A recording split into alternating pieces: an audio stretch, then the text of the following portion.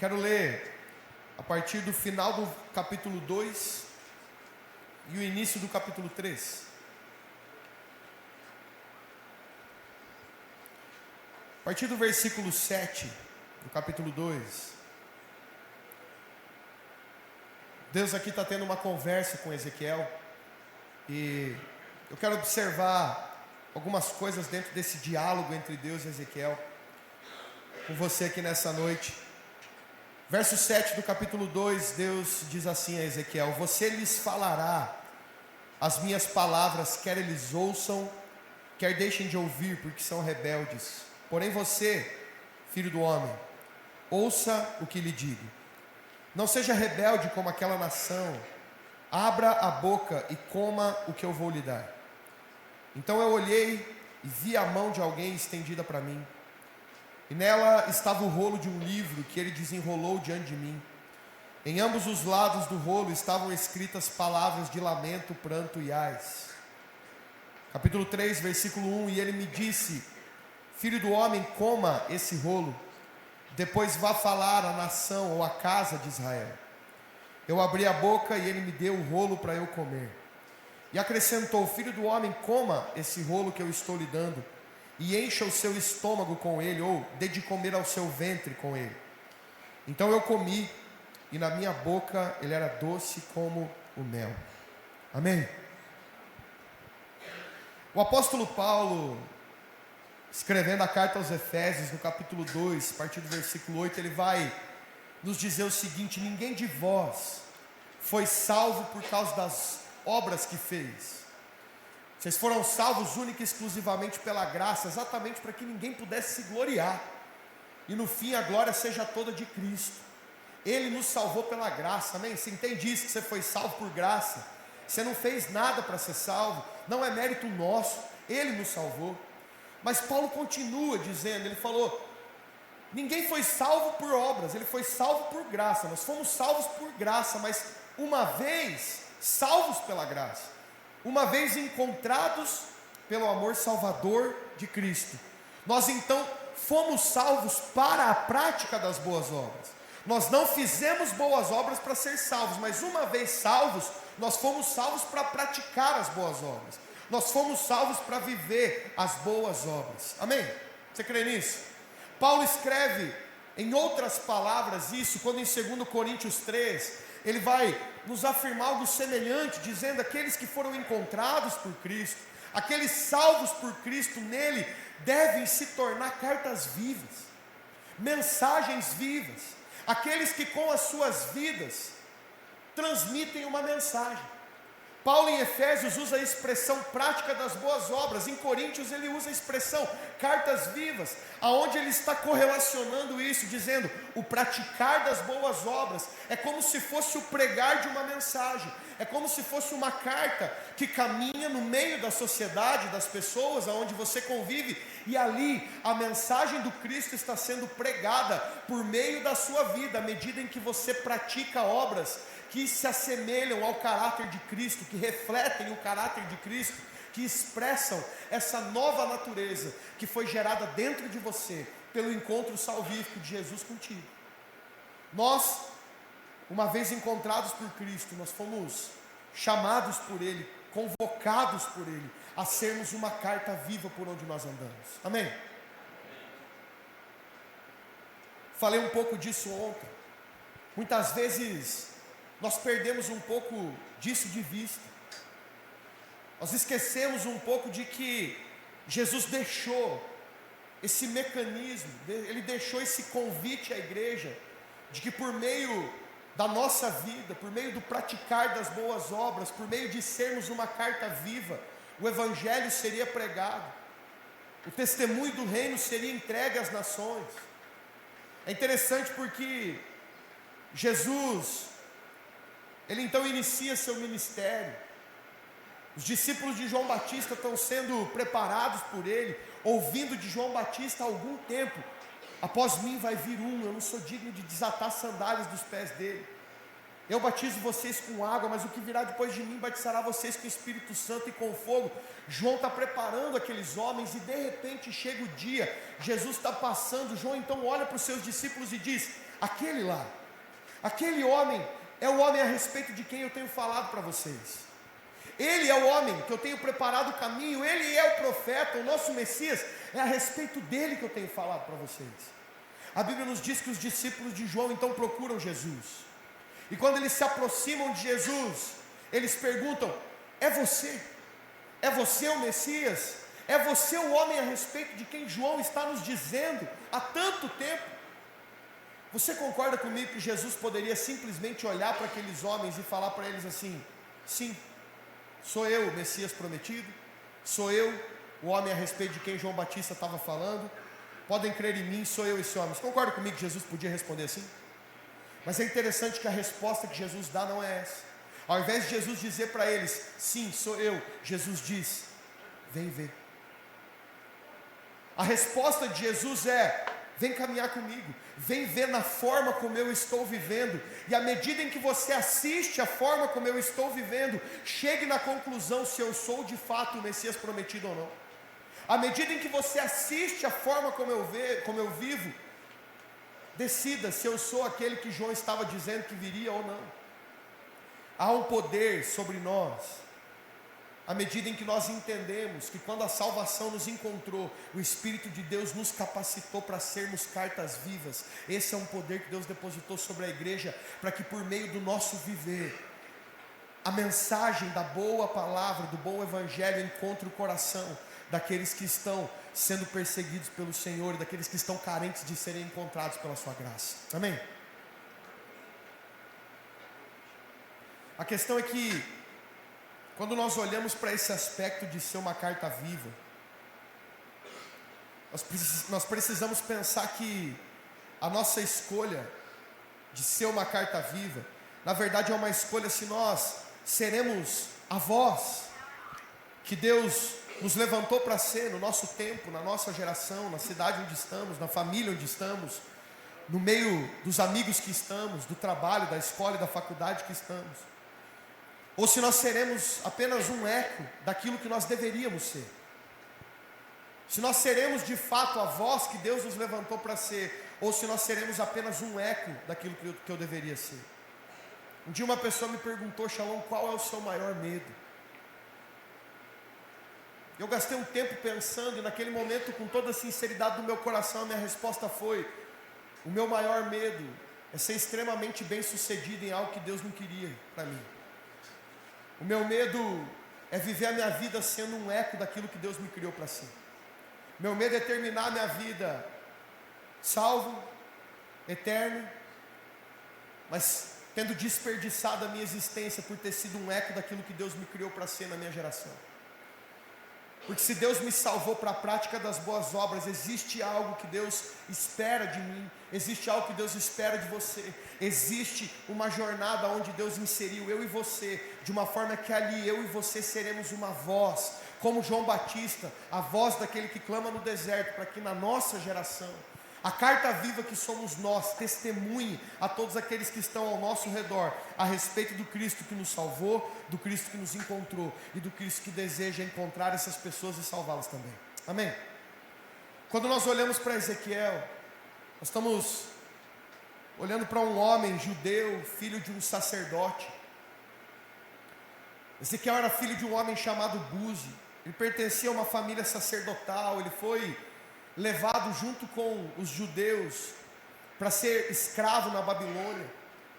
Por aproximadamente 22 anos ele ficou morando às beiras de um rio chamado Quebar, exilado na Babilônia junto com o povo de Israel. E ali Ezequiel se torna um dos principais profetas do tempo exílico de Israel. Ali Deus enche o coração de Ezequiel com uma mensagem. Deus coloca uma voz em Ezequiel e levanta Ezequiel para ser uma voz no meio daquele povo. Aquele povo que estava ali, exilado, escravo por conta do seu próprio pecado, da sua própria rebeldia, da sua própria idolatria. Mas Deus levanta Ezequiel não só para dizer a eles e lembrá-los de que o pecado deles tinha uma consequência escrava sobre eles, mas de que havia uma palavra de esperança, que Deus os traria de volta, como faz anos depois com Zorobabel, Esdras e Neemias. Ezequiel se levanta como uma voz no meio daquela geração. Eu gosto de olhar para o início do livro de Ezequiel e perceber algo precioso que acontece no capítulo 1, 2 e 3 de Ezequiel. Nós não vamos ter tempo para entrar em detalhes nisso, mas se você quiser só deixar isso como uma dica para ler depois sobre essa ótica. Mas o capítulo 1, 2 e 3 de Ezequiel é como se fosse, na minha opinião, uma sequência de coisas que eu acredito que também precisam acontecer conosco. Quando nós entendemos que Deus tem nos levantado para ser uma carta viva e uma voz na nossa geração. Você crê nisso? Você crê que Deus tem levantado a igreja para ser uma voz, uma carta viva? Quando nós olhamos para o capítulo 1 de Ezequiel, você percebe que tudo no livro começa com um encontro pessoal de Ezequiel com a glória de Deus. Essa é a descrição do capítulo 1. Ezequiel está tendo uma visão da glória de Deus. Ezequiel tenta descrever aquilo que ele está vendo. E a questão é que a gente não está falando aqui de um encontro de conversão. Ezequiel não está se convertendo aqui no capítulo 1. Ezequiel já era um cristão piedoso. Ezequiel era filho de um sacerdote. Ele cresceu nessa realidade, instruído pela palavra, instruído pela lei. Ezequiel era um homem que já sabia a prática, o culto, a liturgia. Ezequiel era alguém que já sabia caminhar dentro da realidade do que era ser cristão. Nós não estamos falando aqui no capítulo 1 sobre um encontro salvífico. A gente está falando sobre um encontro onde o coração de Ezequiel estava sendo arrebatado e fascinado pela revelação da glória de Deus. Era aquele momento onde Deus estava invadindo um espaço mais profundo do coração de Ezequiel. E a questão é que tudo na minha e na sua vida precisa iniciar aqui, com um encontro pessoal com a glória de Deus. Antes de Deus levantar Ezequiel para ser uma voz naquela geração, antes de Deus dizer para Ezequiel qual era a mensagem que ele tinha que falar para aquele povo, antes de Deus falar para ele, vou te levantar como um profeta, antes de qualquer uma dessas coisas acontecer, a primeira coisa que acontece é um encontro pessoal de Ezequiel com a glória de Deus. Essa é a mesma coisa que precisa acontecer conosco. Antes de qualquer passo, antes de qualquer movimento, antes de qualquer palavra, qualquer canção, qualquer ação, qualquer trabalho, a coisa que nós mais carecemos é de um encontro pessoal com a glória de Deus. Não há sentido na pregação, não há sentido na comunicação, não há sentido na canção, não há sentido na obra e no serviço, se isso não partir de um encontro pessoal com a glória de Deus. Isso será apenas ativismo. Tudo em Ezequiel se inicia aqui, antes mesmo de Deus dizer para Ezequiel que ele seria. Antes de Deus entregar uma mensagem, Deus traz Ezequiel para perto e revela a sua glória de uma maneira assombrosa a ele. Você percebe o capítulo 2 se iniciando com Deus dizendo para Ezequiel: filho do homem, põe-te em pé. A revelação foi tão grandiosa, foi tão assombrosa, que a reação que Ezequiel conseguiu ter foi a de se lançar ao chão e se prostrar. Tamanha era a revelação da glória de Cristo, de Deus, que estava sendo derramada sobre Ezequiel. Então guarda isso no seu coração. Tudo na nossa vida precisa começar com o nosso coração perseguindo a presença de Deus no lugar do relacionamento e clamando a Ele que Ele revele-se, que Ele revele a sua glória, que Ele revele o seu coração a nós, porque nós carecemos de um encontro pessoal e transformador com a glória dEle, fascinante com a beleza da majestade dEle. Então o capítulo 2, depois desse encontro pessoal com a glória, o capítulo 2 é o momento onde Deus começa a dizer para Ezequiel tanto o porquê Deus o estava levantando, ou melhor, o para que Deus o estava levantando, dizendo que ele seria um profeta, que Deus o estava levantando como um profeta, e Deus começa a dizer para ele a mensagem que ele deveria ser como uma carta viva. Porque é importante a gente entender uma coisa: ser uma carta viva é muito diferente de pregar uma mensagem. Pregar uma mensagem é algo que vai exigir de você um pouco de esforço.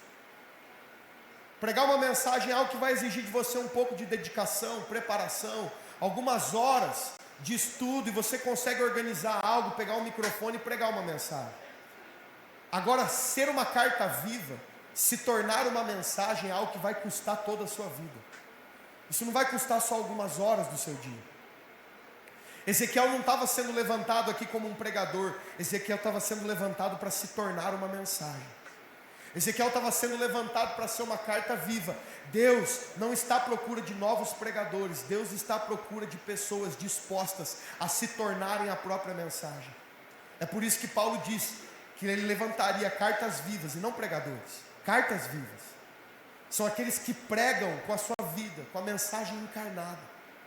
O capítulo 2 é onde Deus começa a transmitir para Ezequiel essa mensagem, dizer: eu vou te levantar, fala isso, diz isso à casa de Israel, exorta eles nesse ponto, entrega essas palavras de esperança. Deus começa a compartilhar com Ezequiel a mensagem.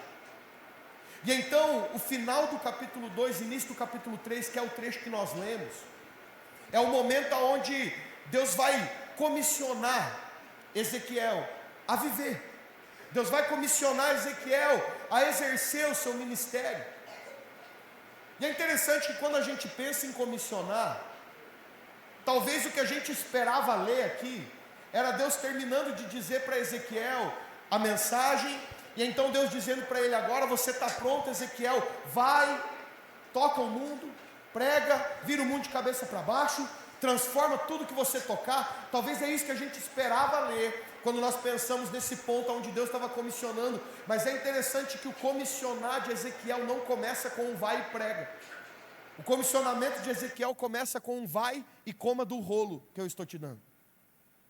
E é óbvio que o comissionamento inclui o ir e pregar, isso é comissionamento, mas o que Deus estava apontando para Ezequiel, e aqui para mim e para você, é a importância de nós entendermos a necessidade de, antes mesmo de começarmos a caminhar e tentar viver algo para o Senhor, é a importância de nos lançarmos sobre a sua palavra e comermos o rolo dia e noite, porque nós falaremos a respeito dele como? Se nós não temos nos enchido das palavras que falam a respeito desse Deus eterno.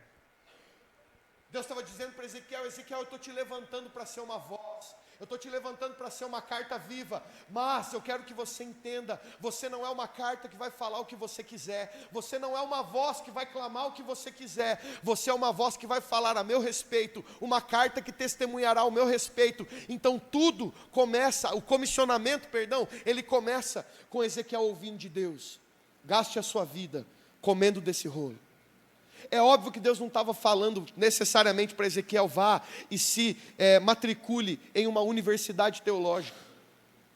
Se Deus o chamou para esse lugar, vá e faça. Isso é precioso, é bom, é importante. Deus não estava aqui se referindo ao estudo acadêmico. Deus estava falando para Ezequiel, e está falando para nós, a respeito da importância de termos um relacionamento profundo, sério e constante com a palavra.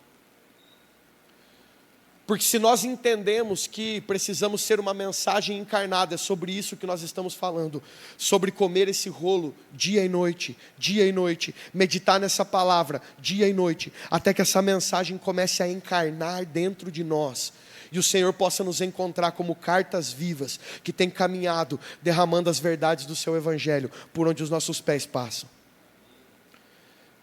Então, nessa conversa que nós lemos, eu quero observar alguns pontos dessa conversa entre Ezequiel e Deus,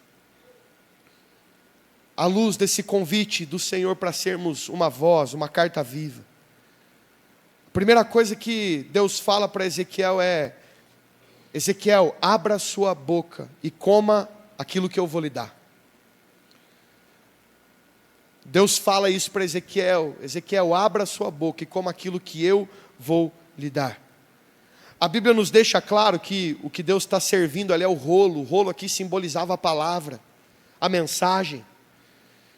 Então a conversa se inicia com Deus estendendo a sua mão, e nessa mão estava a palavra, o rolo, e Deus dizendo para Ezequiel: Ezequiel, coma desse rolo que eu vou lhe dar.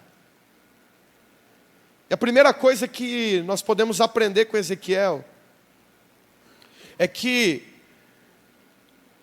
sem a revelação do Espírito sobre nós jamais conseguiremos compreender a mensagem de vida que está sendo expressa por trás dessas letras.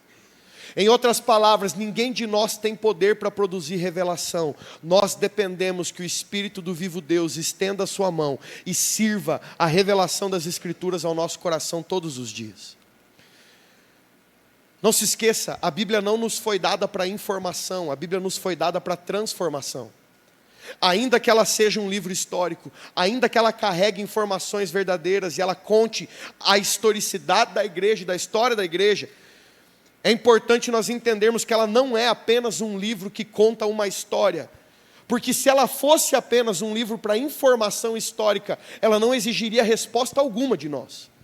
Ela apenas nos informaria de algo que aconteceu e nós seguiríamos vivendo a nossa vida da forma como queremos. Mas a Bíblia é um livro que nos foi deixado para a transformação do nosso homem interior. E a questão é que essa transformação só ocorre quando o Espírito Santo abre os olhos do nosso entendimento e nos dá a revelação que humanamente nós não conseguimos adquirir sozinhos.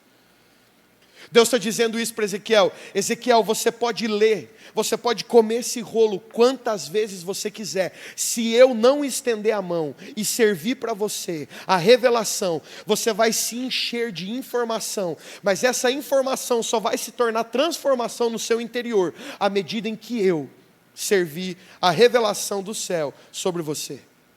E é muito importante nós entendermos isso, porque nós não temos poder de produzir revelação. Nós não temos poder de produzir uma mensagem que gere vida no coração das pessoas, que transforme. Nós não conseguimos.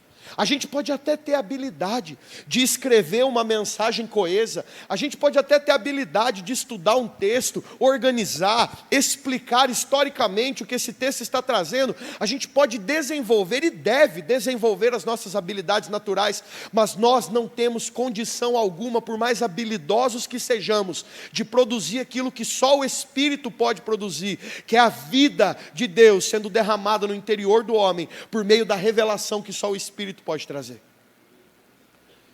Eu e você somos diariamente carentes de todas as manhãs nós levantarmos, pegarmos a nossa Bíblia e fazermos a mesma oração a Deus, falando: Senhor, por favor, estenda a sua mão e me sirva o banquete das suas Escrituras nessa manhã, porque se você não estender a mão e me servir, eu posso ler esse livro com todo o empenho do meu coração, e eu não vou conseguir extrair daqui as mensagens de vida eterna que só o seu Espírito pode revelar ao meu interior. Quando nós lemos o Novo Testamento, tem algo interessante no Novo Testamento. O Novo Testamento ele usa duas palavras gregas que no português são traduzidas por palavra. Uma delas é a palavra grega logos, a outra é a palavra grega rema. Quando nós encontramos no Novo Testamento a palavra rema sendo utilizada, você vai ver momentos onde o texto vai estar dizendo que o Espírito de Deus encontrou alguns dos apóstolos, dos líderes, e então o Espírito deu uma palavra, revelou a eles uma palavra, aquilo que a mente humana não conseguia acessar, a rema de Deus abriu o entendimento daquele homem e fez com que ele compreendesse aquela palavra. Agora é interessante que nós lemos lá Deus comunicando uma palavra a alguém, e no original está escrito rema. Deus deu uma revelação, abriu o entendimento, serviu a Escritura. Mas quando aquele homem sai daquela cena e vai comunicar ao povo aquela mensagem que ele recebeu, aquela rema que ele recebeu, o texto vai dizer então que ele vai comunicar ao povo a palavra, e ali no original agora não está mais rema, mas está logos. Porque rema é a palavra grega utilizada para esse momento onde Deus libera a sua palavra de entendimento sobre nós, aquilo que o nosso entendimento não consegue compreender por conta própria. Logos é a comunicação verbal, é um homem transmitindo a palavra para outro homem. Quando nós olhamos essa cena na Bíblia, nós percebemos o seguinte: não há ser humano algum que tenha poder de transmitir rema para outro ser humano. Não há ser humano algum que consiga compartilhar rema com outro ser humano.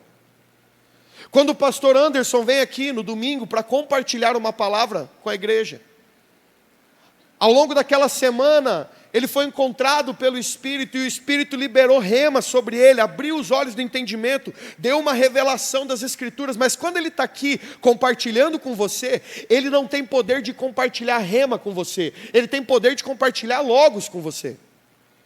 Então sabe o que isso precisa gerar dentro do nosso entendimento? É que todas as vezes que nós sentamos para ouvir a pregação do Evangelho, todas as vezes que nós estamos em um culto, em uma reunião, em um lugar onde alguém está compartilhando a palavra, nós carecemos de carregar esse mesmo clamor do que Deus está dizendo para Ezequiel, de sentarmos na nossa cadeira e dizer: Senhor, eu careço que o Seu Espírito me encontre e estenda a Sua mão e me sirva o banquete das Escrituras, porque ainda que aquele homem que está pregando tenha recebido a revelação, ele não tem poder de me transmitir.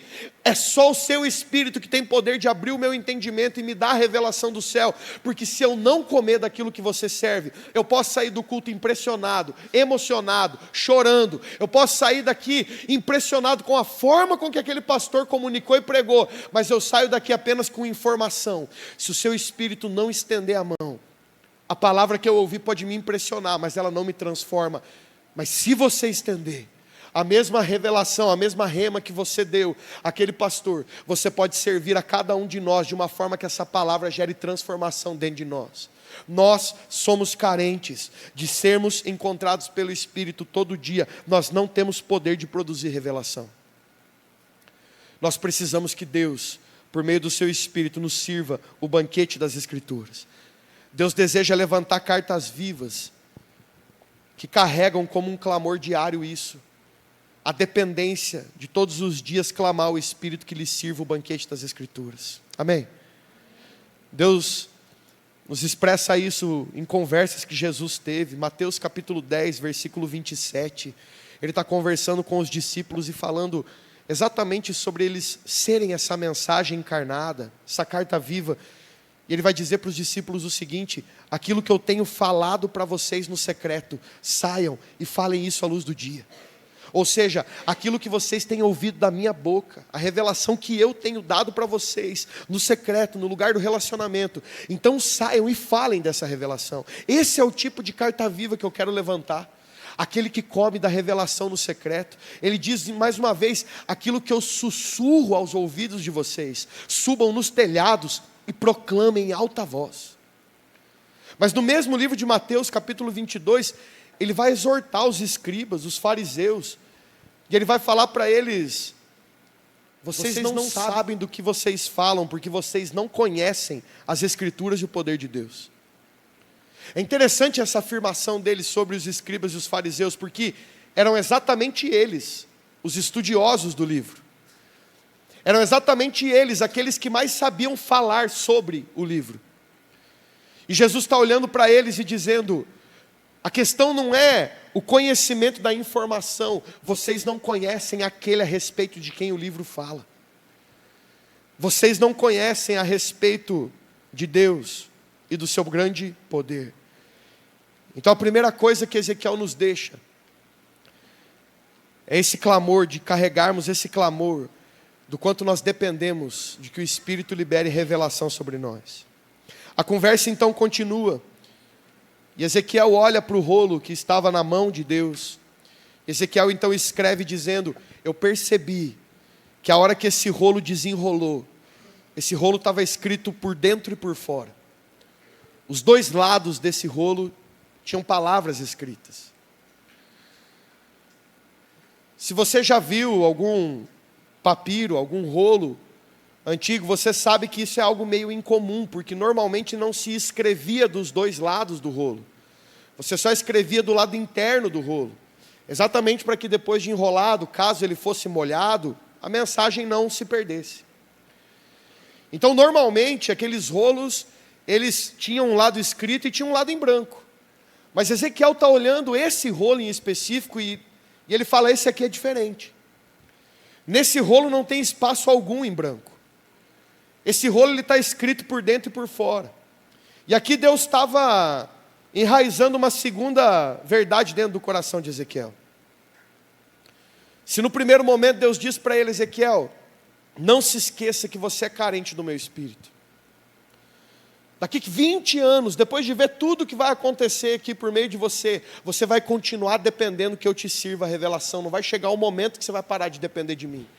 Mas agora, num segundo momento, a verdade que Deus está colocando no coração dele, ao dar uma visão para ele de um rolo escrito por dentro e por fora, era fazer Ezequiel entender que a mensagem que Deus estava dando para ele encarnar, para ele se tornar uma carta viva, era uma mensagem na qual não sobrava espaço algum para qualquer tipo de acréscimo ou de adição por parte do mensageiro.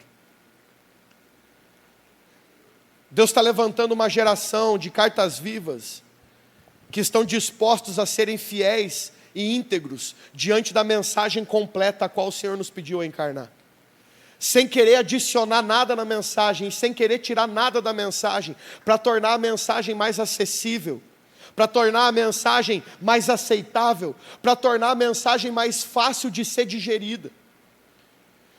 É interessante porque João Batista vai dizer: eu sou a voz do que clama no deserto. Ele está dizendo algo claro: eu não sou o dono dessa mensagem, eu não sou a voz que clama, eu sou a voz daquele que clama. Existe um que está clamando e esse um não sou eu. A mensagem não é minha, a mensagem tem um dono, eu só sou a voz que proclama essa mensagem.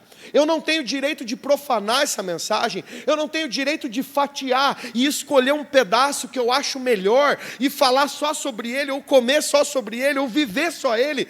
Eu preciso ter um compromisso com a mensagem toda. Deus estava dizendo para Ezequiel: Ezequiel, você vai viver dias incríveis, mas você vai viver dias desafiadores. Haverão dias em que as pessoas ouvirão o que você vai falar e elas não vão gostar do que vão ouvir. Elas não vão gostar da mensagem. Talvez vai ter dias, Ezequiel, que o culto que você vai pregar, quando acabar, não vai ninguém vir dar um abraço em você e falar assim: que palavra, como Deus falou comigo. E nesse dia, Ezequiel, talvez o que você vai ser tentado é a pensar em como você pode mudar algumas coisas na mensagem, para que essa mensagem possa ser mais aceitável a essa geração. E essa é a tentação que Satanás coloca diante de todos nós. Muitas vezes não é a tentação de parar de levar a mensagem, mas é a tentação de moldá-la, atualizá-la, tirar algumas partes, acrescentar algumas partes. Deixa eu te dizer uma coisa: a Bíblia nunca falou que eu e você seríamos o caramelo do mundo, ela disse que nós seríamos o sal da terra. A mensagem que Deus vai encarnar nem sempre vai ser uma mensagem que vai ser bem aceita por todo mundo, nem sempre vai ser uma mensagem que vai ser aplaudida por todo mundo, mas ainda assim Deus continua enraizando no coração da sua igreja esse entendimento: a revelação já está completa, não existe nada mais que seja necessário ser escrito nesse livro, o cânon já está fechado. Nosso compromisso é comer esse rolo inteiro, encarnar essa mensagem inteira, sem acrescentar nada e sem tirar nada. Deus está levantando uma geração, uma igreja, um coletivo de cartas vivas, que está disposto a encarnar a mensagem e ter um compromisso com a mensagem inteira. Êxodo capítulo 12 é a cena da primeira ceia. Você se lembra? A primeira ceia acontece na última praga do Egito, a morte dos primogênitos. Deus ordena o povo de Israel: matem um cordeiro, peguem o sangue desse cordeiro, passem no umbral da porta. Quando o espírito da morte chegar naquela porta, para entrar na casa e matar os primogênitos, ele vai ver o sangue no umbral da porta, e então ele vai entender que já teve um que morreu por aquela família, e o espírito da morte passará por cima daquela casa e irá para a próxima. É isso que a palavra Páscoa significa: pessar, passar por cima. Agora nós sabemos bem que esse cordeiro de Êxodo 12, ele estava apontando para quem? Para Cristo, para Jesus, para o sacrifício da cruz, o sangue que hoje nos cobre, que nos livra da morte eterna. Mas Êxodo 12 nos fala algo interessante. A orientação era a seguinte: mate o cordeiro, pegue o sangue, passe no umbral da porta, entre dentro da casa, pegue esse cordeiro, prepare o cordeiro. E a ordem era: coma o cordeiro inteiro. Fale isso para quem está do seu lado: era para comer o cordeiro inteiro. A ordem de Deus foi: coma o cordeiro inteiro. A ordem não era: coma apenas a paleta, o pernil, a costela, o carré, as partes mais gostosas. A ordem era: coma todas as partes, aquelas gostosas, aquelas que não são tão gostosas, aquela que você gosta de comer, aquelas que o gosto não é tão palatável. Deus diz: não é para sobrar nada, vocês precisam comer o cordeiro inteiro. Agora, nós mesmos concordamos aqui que o cordeiro apontava para Cristo, simbolizava Cristo ali. O apóstolo João então vai escrever, João capítulo 1, versículo 1: falando sobre Jesus Cristo, ele vai dizer: e no início ele era o Logos, a palavra, o verbo. Ou seja, esse cordeiro é definido por João, em João capítulo 1, versículo 1, como a palavra. Da mesma forma como lá na primeira ceia, a ordem era para que esse cordeiro fosse comido inteiro. Da mesma forma, agora nós em Cristo, debaixo do sangue desse cordeiro de Deus que nos salvou, nós somos convidados por Ele a comer o cordeiro inteiro, a comer a palavra inteira, não a fatiar o evangelho, pregando só a parte que nos interessa, vivendo só a parte que é mais fácil e agradável, mas tendo compromisso com aquelas partes que são mais desafiadoras, aquelas partes que provocam o nosso interior, aquelas partes que são mais difíceis de se digerir. Deus está levantando uma geração que tem compromisso sério com a Bíblia, compromisso sério com a palavra, uma geração que entendeu que a comissão não é sair empolgado, com os pés correndo, falando de uma experiência que teve com Jesus. A comissão, ela é fundamentada em cima de comer o rolo e conhecer o Cordeiro revelado pelas Escrituras, e a história de Gênesis a Apocalipse, a respeito desse Cristo que se entregou por nós e nos comprou como povo seu. A conversa continua, então. Deus diz para Ezequiel: Ezequiel, coma esse rolo, vai e fala à casa de Israel.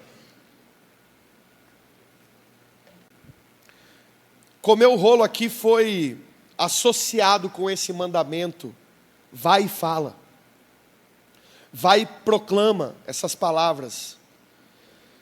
E a questão é que a gente não pode olhar para esse texto e pensar que comer e falar eram dois atos separados, no sentido de Ezequiel ter a escolha de fazer só um e não fazer o outro.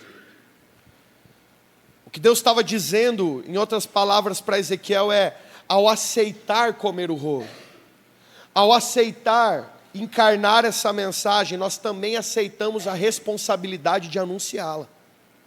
Ao aceitar comer o rolo, nós também aceitamos a responsabilidade de proclamá-la. É fato que os verdadeiros cristãos, eles carregam esse senso de entender que não há um chamado na Bíblia a nós sermos glutões do Evangelho, onde nós só comemos e recebemos revelação e vamos nos empanturrando dessa revelação de uma forma que essa mensagem não encontra em nós uma via de expressão e de se derramar sobre as outras pessoas.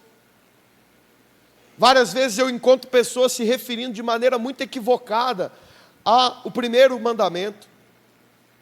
Elas olham para o primeiro mandamento, Marcos 12:30, como se ele fosse isolado e separado do segundo. Jesus é questionado qual é o grande mandamento, e ele vai dizer: o primeiro grande mandamento é esse: amem o Senhor seu Deus com todo o coração, alma, força e entendimento. Marcos 12:31 ele vai dizer: e o segundo, semelhante ao primeiro. Se é semelhante ao primeiro, é tão importante quanto o primeiro. Na verdade, o que Jesus está desenhando ali é: eu estou dando duas faces de uma mesma moeda. Essas duas coisas são inseparáveis. Não é sobre escolher qual mandamento é mais importante. Eles são duas expressões de uma mesma coisa. O que Jesus está dizendo é: se você me amar com todo o coração, alma, força e entendimento, você vai aprender a amar como eu amo. Que é um amor que não é egoísta, que não é vaidoso, que não deseja apenas as suas próprias vontades. A descrição de Coríntios 13, o amor de Deus. Ele vai dizer: se você me amar com todo o coração, alma, força e entendimento, a consequência disso é que você vai amar o seu próximo, como você ama você mesmo. E se você deseja amar o seu próximo como a você mesmo, o único caminho para isso acontecer é você aprendendo a amar a Deus sobre todas as coisas. Não tem como você amar o seu próximo como a si mesmo, na sua força, na força do seu braço. São inseparáveis, são indivisíveis. Um é consequência do outro. É exatamente isso que está acontecendo aqui em Ezequiel. Deus está falando para Ezequiel: Ezequiel, ao comer esse rolo, se você comer esse rolo direito, se você não comer esse rolo só para informação, mas de fato ele for transformação no seu homem interior, vai ser uma consequência para você abrir a boca e falar à casa de Israel. Se esse rolo for adicionado dentro do seu interior, da forma como deve ser, vai ser uma consequência você abrir a boca e falar a respeito do conteúdo dessa mensagem. Várias vezes parece uma crise para pessoas ter que falar. Parece que falar de Jesus, falar da Bíblia, falar do Evangelho, muitas vezes é carregado como um fardo, porque parece que é uma obrigação, que eu tenho que dar um check, porque se eu não fizer e não der um check, Deus vai me punir, porque eu não falei. E essa é uma perspectiva totalmente contrária ao que a Bíblia nos apresenta. Eu gosto de me lembrar do texto de Atos, capítulo 4, versículo 20.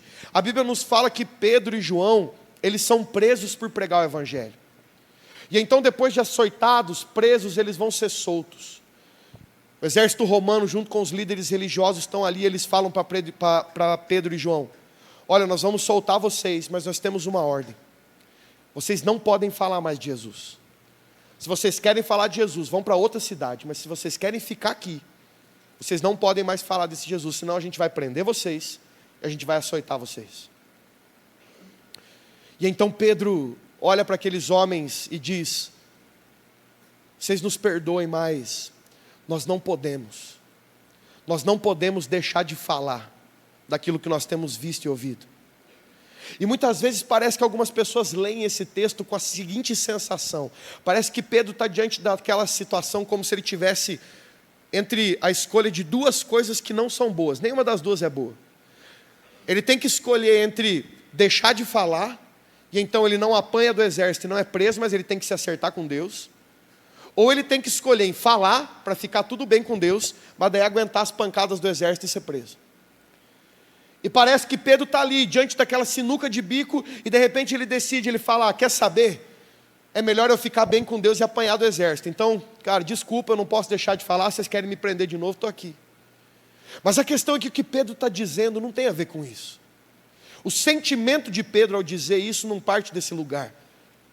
O que Pedro está dizendo para aqueles homens, em outras palavras, é o seguinte: se vocês tivessem visto a mesma coisa que eu vi, se vocês tivessem ouvido as mesmas palavras que eu ouvi, vocês também não conseguiriam ficar com a boca fechada. Vocês também não conseguiriam parar de falar a respeito desse. Eu não falo dele por obrigação, eu falo dele porque ele cativou, ele fascinou o meu interior. Eu não consigo falar de outra coisa, eu só consigo falar daquilo que eu tenho visto e ouvido desse homem que tem transformado a minha vida. Se você sentar comigo para conversar e você deixar eu falar do que eu quiser, menos da Bíblia e de Deus, você tirar isso do assunto e você falar assim para mim: Shalom, fala do que você quiser, só não pode falar de Deus e da Bíblia. Provavelmente você vai me ver por horas falando da Camila. Porque tirando Deus e a Bíblia, não tem nada nesse mundo que eu amo mais do que a minha esposa. E eu não falo da Camila porque eu vou chegar em casa depois dessa viagem e a Camila vai sentar na minha frente e falar assim: e aí, falou para as pessoas que você me ama? E aí, falou para as pessoas de mim? Contou para elas quem eu sou? Eu não falo dela porque eu vou chegar em casa e eu tenho medo de ser cobrado por ela por não ter falado dela. Eu falo dela porque ela é a pessoa mais incrível que eu conheço. Eu falo dela porque o meu coração é apaixonado por ela. Eu falo dela porque, se deixar, eu quero que o mundo inteiro conheça a mulher incrível que ela é. Eu não posso deixar de falar porque eu tenho visto e ouvido ela o dia inteiro. Você entende que o sentimento é esse? Muitas vezes a nossa dificuldade de falar não é porque a gente não conhece o que está escrito aqui, mas é porque a gente está comendo isso aqui do jeito errado. A gente não está comendo isso aqui como a revelação do Espírito que transforma o nosso interior. A gente está comendo isso aqui como a informação argumentativa para tentar discutir com alguém. Como a informação para contar e dizer que eu sei o que está escrito.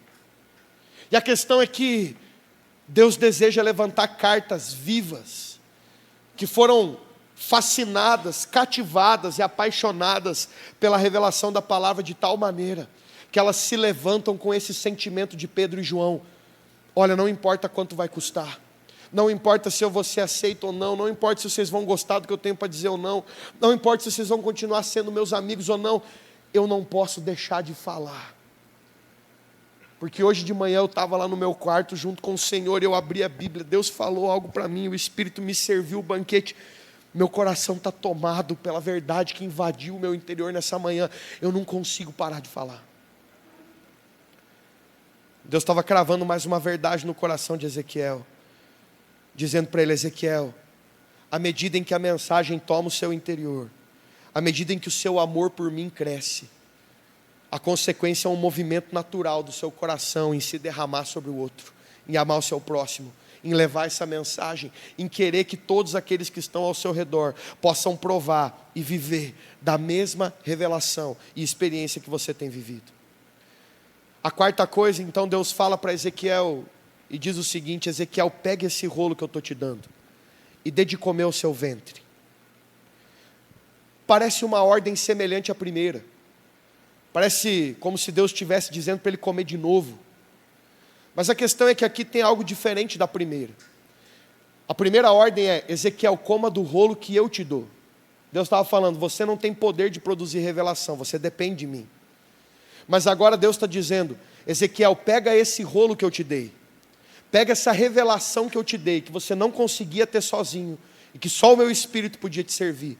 E agora pega essa revelação e dá de comer ao seu ventre. Aqui, essa expressão, dá de comer ao seu ventre, ela foi usada de maneira semelhante em outros textos. Por exemplo, Salmo 119, versículo 11, o salmista diz: eu escondi as tuas palavras no meu íntimo, no meu interior, para não pecar contra ti.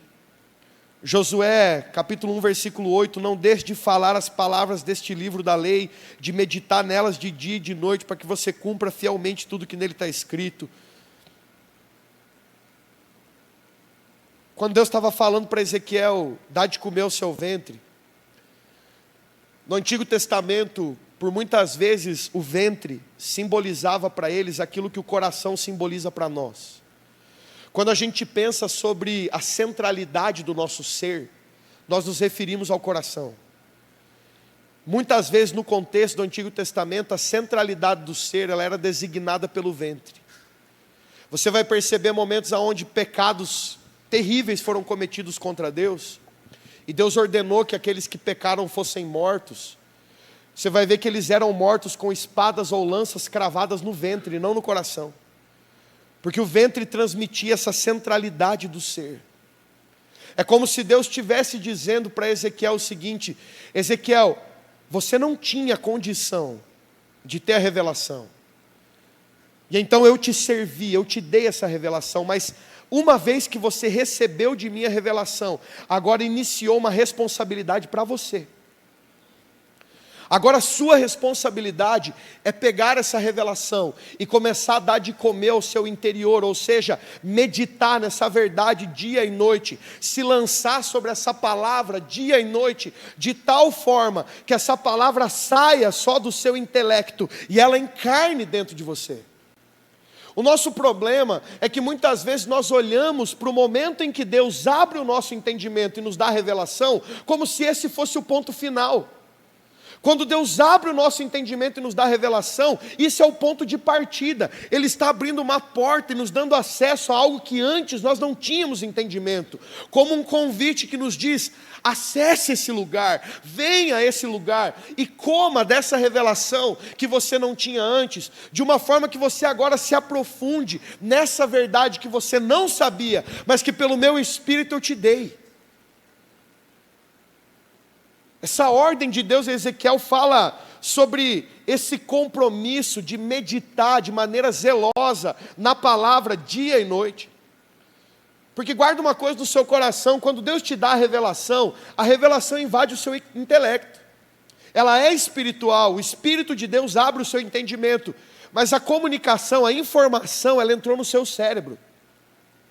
Mas há uma diferença da informação ter entrado aqui e essa revelação começar a fazer parte de nós, tomar o nosso interior. Responde para mim uma coisa: alguma vez você já esteve em um culto, em uma pregação, conversando com alguém sobre a palavra, e de repente você escutou algo que essa pessoa disse, que o pregador falou, e naquele momento os seus olhos se abriram para uma prática que você tinha na sua vida, que você não sabia que era pecado, mas quando você ouviu aquela mensagem, o seu entendimento se abriu e você percebeu que você estava pecando? Já passou por isso? O que aconteceu nesse momento? O Espírito estendeu a mão e te serviu rema. A Bíblia diz que é só o Espírito que tem poder de nos convencer do pecado, da justiça e do juízo. Ou seja, se o seu entendimento foi aberto, não foi o pregador que abriu o seu entendimento, o Espírito estendeu a mão e te serviu aquilo. Agora, quantas vezes você saiu depois desse momento, e mesmo tendo o entendimento de que aquilo que você fazia era pecado, você voltou a tropeçar e a cair naquele mesmo pecado? Já aconteceu com você também ou foi só comigo? Então você percebe que você teve a revelação que você não tinha. Uma informação entrou no seu cérebro e agora você sabe algo que você não conseguia saber por conta própria, mas que só o Espírito podia te revelar. Só que isso ainda não encarnou dentro de você, de forma que isso passou a governar a forma como você vive. Mas à medida em que você tropeça nesse pecado, o que deveria acontecer é você se lançar sobre a palavra dizendo: Senhor, eu caí de novo, me perdoa, o Senhor me mostrou pela sua palavra, eu não quero ser assim, o Senhor me criou para ser diferente, me santifica, me transforma, me limpa, lava os meus pés. E à medida em que você vai voltando para essa palavra, meditando nela, se relacionando com o Espírito, buscando esse entendimento, muitas vezes chega aquele dia que você nem lembra quando foi a última vez que você tropeçou naquele pecado, porque parece que do dia para a noite, num passe de mágica, você não tropeça mais naquilo. E a questão é que você foi dando de comer ao seu ventre com aquela verdade de tal maneira que de repente o Espírito Santo, é de repente, mas não é do nada, de repente o Espírito Santo te ajudou a percorrer esses 45 centímetros do seu cérebro até o seu coração, e a mensagem deixou de ser só informação, e ela encarnou dentro de você, de uma forma que agora ela começou a governar seus passos. O desejo de Deus para nós como cartas vivas não é levantar pessoas que sabem a Bíblia, não é levantar pessoas que sabem falar da Bíblia, não é pessoas que sabem falar sobre revelações que tiveram. Deus quer levantar cartas, mensagens encarnadas, pessoas que ao receber a revelação têm compromisso de se lançar em um estudo zeloso, em um cavar das Escrituras, meditando dia e noite sobre aquela mensagem, até que essa verdade saia daqui e encarne dentro de nós de tal maneira que as pessoas não consigam mais separar quem é você da mensagem que você carrega. Que a sua vida, a sua escolha, a forma de você se posicionar seja exatamente a mesma coisa da mensagem que você prega. Não tem como separar mais. Você encarnou a mensagem. Deus estava dizendo para Ezequiel: Ezequiel, não levantei você só como um pregador, a sua vida vai ser a mensagem. Então pega esse rolo e dê de comer o seu ventre. Medita nessa palavra dia e noite. O time de louvor pode subir.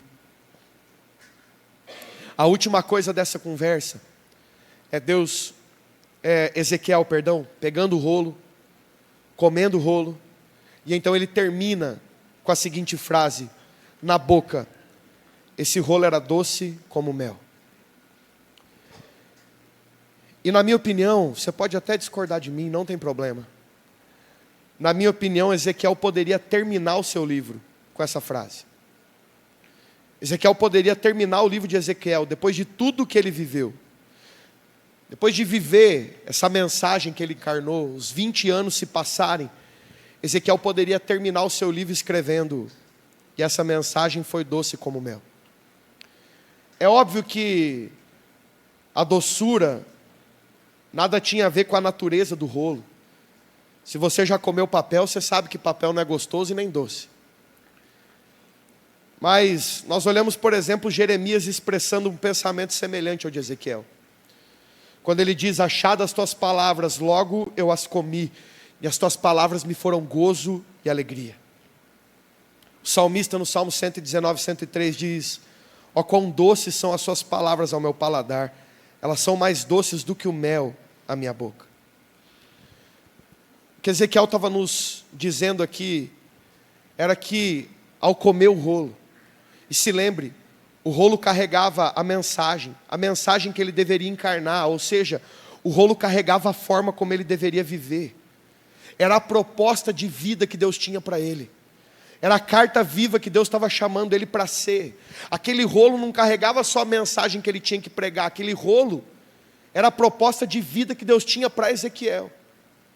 Era como se Ezequiel estivesse dizendo para nós: eu comi essa mensagem, eu digeri essa mensagem, e ao final de tudo, ao olhar a proposta dessa mensagem, a proposta de vida que o rolo me traz, e comparar com qualquer outra proposta de vida existente, eu cheguei a uma conclusão: essa proposta é doce como mel. E obviamente que Ezequiel aqui de maneira alguma está se referindo a uma vida fácil, a uma vida cheia de vitória e prosperidade, porque se você já leu o livro de Ezequiel, você sabe que em diversos momentos o dia dele foi amargo, foi difícil, foi de lágrimas, foi de dor. A doçura do mel não tinha a ver com uma vida de bonança, tranquilidade e ausência de problemas. A doçura do mel tinha a ver com Ezequiel entender que ele tinha acabado de encontrar uma proposta de vida que valia a vida dele. Várias vezes eu escuto pessoas falando algo tão errado, dizendo assim: cara, a vida cristã é boa, mas ela é tão difícil. Ser crente é tão difícil. E as pessoas falam isso num tom como se a vida cristã fosse mais difícil, tivesse mais problemas, mais lutas e mais dor do que qualquer outra proposta de vida. E a questão, meus irmãos, é que a vida tem problema. Qualquer proposta de vida tem coisa boa e ruim. Qualquer proposta de vida tem dia bom e mal. A Bíblia diz que o sol nasce sobre a cabeça do justo e do injusto. A Bíblia diz que a doença toca o crente e o ímpio. A Bíblia nos aponta que a realidade da vida é uma realidade de dores. Passar por problema, passar por luta e passar por dificuldade não é algo pertinente a ser crente, é algo pertinente a ser humano. O que Ezequiel está dizendo aqui para nós é: para com essa ideia de acreditar que a carreira e a vida cristã que Deus te propôs é uma vida muito mais difícil do que as outras. A escolha não é sobre você escolher uma carreira super difícil para seguir Jesus e abrir mão de todas as outras que eram fáceis. A escolha é você olhar para todas as propostas de vida que existem e você saber escolher qual delas que vale a sua vida. É você saber escolher qual das dores que você vai passar que valem a pena ser passadas. Porque todas as carreiras vão ter coisas boas e ruins, todas elas vão ter dias de alegria e de choro. A escolha não é por uma que tem ausência de lutas, a escolha é por uma que vale a nossa vida. Ezequiel, ao comer o rolo, ele está olhando as propostas de vida que ele tinha, legítimas, todas as outras que ele poderia escolher, e então ele olha para a proposta do rolo, o coração dele é tomado pela essa verdade, e ele diz: essa proposta, essa mensagem, ela se tornou doce como mel dentro do meu interior, porque de todas as propostas de vida que eu posso viver, só existe uma que ecoará na eternidade, é se eu viver a proposta que o rolo deixou escrito para que eu viva. Se eu encarnar a mensagem e ser a voz que Deus me chamou para ser, no lugar que Deus me posicionou. Vamos ficar em pé para parecer que está acabando?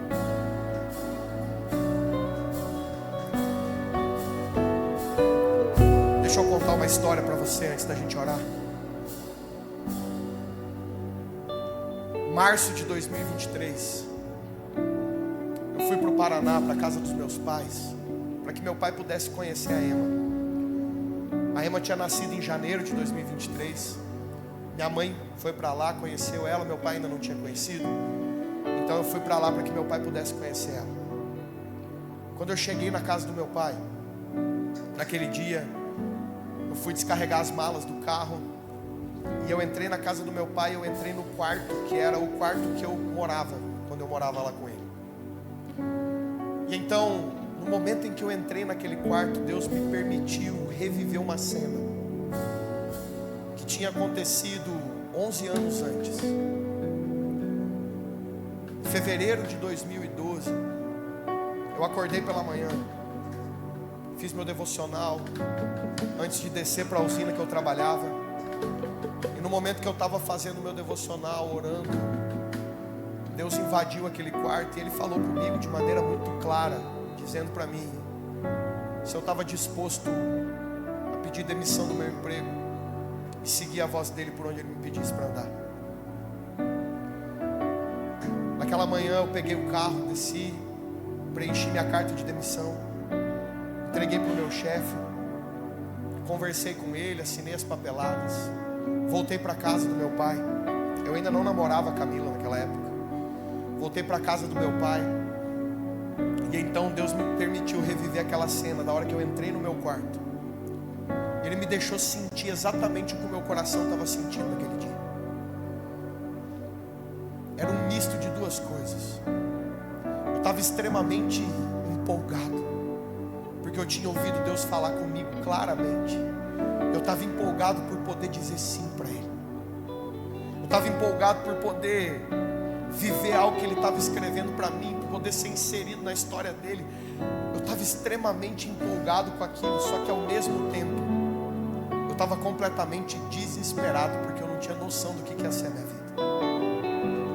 Porque Deus não me pediu para sair da usina com o emprego certo. Eu não sabia como eu ia me sustentar, eu não sabia como seriam meus dias. Eu não estou falando para você fazer o que eu fiz, eu só estou dizendo o que Deus disse para mim. Se Deus falar com você, faça, senão não faça. Mas era um misto dessas duas coisas. Eu estava empolgado em dizer sim, mas eu estava preocupado por não saber como seriam os dias, como eu vou viver. Eu já estava conversando com a Camila, eu comecei a namorar com ela no mês seguinte. Eu já estava pensando, cara, eu amo essa mulher, eu quero casar com ela, mas como que eu vou casar com ela se eu não tenho dinheiro para me sustentar? Vários temores do meu coração, várias coisas. Eu estava ali naquele misto de sentimento, umas horas empolgado, outras horas preocupado, umas horas eu chorava de alegria, outras horas eu chorava de preocupação. E naquele dia Deus perguntou para mim: Shalom, e agora? E agora, 11 anos depois, o que você pode dizer para o Shalom de 11 anos atrás, com aquele sentimento no coração? E 11 anos depois, dentro do meu coração, eu carregava aquela sensação de que se eu pudesse voltar 11 anos atrás e encontrar o Shalom daquele dia, eu queria falar para ele a mesma coisa que Ezequiel escreveu aqui. Fala assim: Shalom, você está feliz, mas você está inseguro, mas se encha desse rolo e caminhe, porque na boca isso vai ser doce como mel. Esses foram os 11 anos mais incríveis da minha vida. Foram os 11 anos onde eu mais provei Deus, onde eu mais vi Deus, onde eu mais experienciei Deus. Foram os 11 anos mais difíceis da minha vida, onde eu mais passei por lutas, por aflições, por momentos difíceis, por perseguições. Gente invadindo a igreja com a foice para me matar. Eu passei por várias coisas, mas foram os anos mais incríveis da minha vida.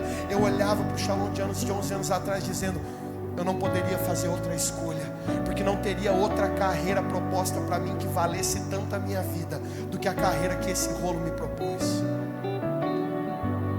Só existe uma carreira proposta para você que vai ecoar na eternidade.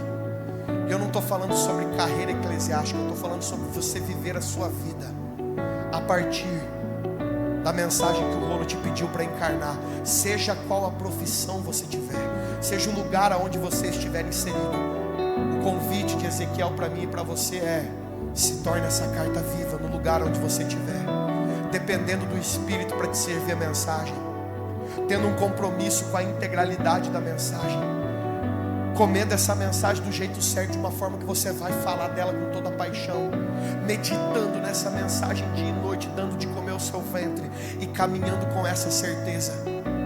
Nós teremos o dia mau, sim, mas no fim de toda a história, só haverá um grupo cujo sabor será doce na boca: aquele que escolheu viver a carreira que o rolo propõe. Nenhuma outra carreira gerará esse sabor na boca de alguém, a não ser aqueles que entenderam a proposta do rolo. Se você deseja ser encontrado por Deus nessa noite como Ezequiel foi, feche seus olhos, levante as suas mãos como um símbolo de quem se rende diante dele, dizendo: Senhor, eu estou aqui, rendido, sem defesas, sem concessões, eu estou me abrindo por completo aqui. Espírito Santo, você é o mesmo ontem, hoje, eternamente, e você não há sombra de variação e nem mudança. Tu és o mesmo Espírito que encontrou Ezequiel naquele dia às beiras daquele rio. És o mesmo que hoje está aqui dentro dessa igreja junto conosco. A minha oração é: nos encontre como encontraste Ezequiel. Existem muitos por aí que têm te buscado pelo interesse de maravilhar um público, que têm te buscado pelo interesse de comunicar coisas que ninguém nunca ouviu. Mas nessa noite nós estamos aqui diante da palavra de Deus, entendendo que Deus continua procurando uma coisa: homens e mulheres que estão dispostos a se tornar uma mensagem, homens e mulheres que estão dispostos a encarnar uma mensagem. Porque se você é a própria palavra encarnada e nós somos seus discípulos, então não há como sermos diferentes, a não ser sendo uma mensagem encarnada. Espírito Santo, nos encontra nessa noite, se derrame sobre nós, convença o nosso coração, nos dê de comer dessa revelação geração. Nos desperte a sermos uma carta viva na nossa geração, Senhor, a termos um compromisso em meditar na sua palavra dia e noite. Espírito Santo, convença os nossos corações da doçura, da proposta da sua palavra. Senhor, isso não é apenas uma religião, essa é a proposta que vale a nossa vida, é a proposta que vale os nossos dias. Senhor, abra os olhos do nosso entendimento, como fizeste com Ezequiel. Nos deixe, Senhor, nos deixe ver aquilo que Ezequiel viu. Encontre o nosso coração, Senhor, encontre o nosso coração nessa noite, Senhor. Doce aos lábios, mas é amarga aos que aceitam carregar. A mensagem é doce aos lábios, mas é amarga aos que aceitam carregar. A mensagem é doce aos lábios, mas é amarga aos que aceitam carregar. A mensagem é doce aos lábios, mas é amarga aos que aceitam carregar.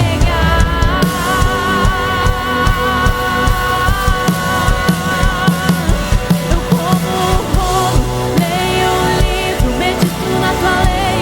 Dia e noite eu como o rolo, leio o livro, serei fiel à tua mensagem. Eu como o rolo, leio o livro, medito na tua lei. Eu como o rolo, leio Sim, o Senhor, livro, esse é um compromisso. serei fiel à tua Esse é o compromisso que mensagem. Eu assumimos como contigo nessa o rolo, noite, Senhor, leio o livro, de medito comermos na o tua rolo e lei. meditar na sua lei dia e noite, de sermos fiéis à sua mensagem, sem adicionar e nem tirar nada, Senhor. Nos levante como cartas vivas nessa noite, Senhor, em nome de Jesus. Nessa hora eu me levanto responsável. Pra esse tempo eu me torno indesculpável. Pra essa hora eu me levanto responsável. Pra esse tempo eu me torno indesculpável. Pra essa hora eu me levanto responsável. Pra esse tempo eu me torno indesculpável. Pra essa hora eu me levanto responsável. Nós nos levantamos nessa noite, Senhor, como responsáveis em viver a mensagem. Vamos cantar isso. Pra essa hora eu me levanto responsável. Pra esse tempo eu me torno indesculpável. Pra essa hora eu me levanto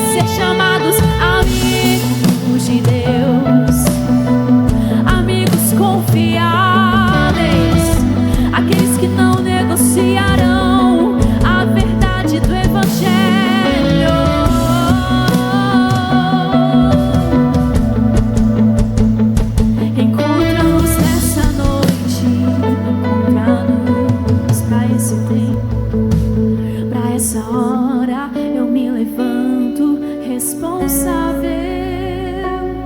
Para esse tempo eu me torno indesculpável. Para essa hora eu me levanto responsável. Para esse tempo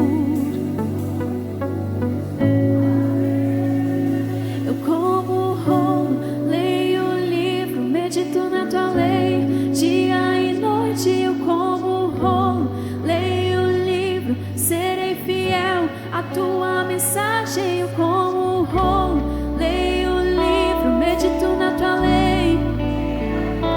Eu como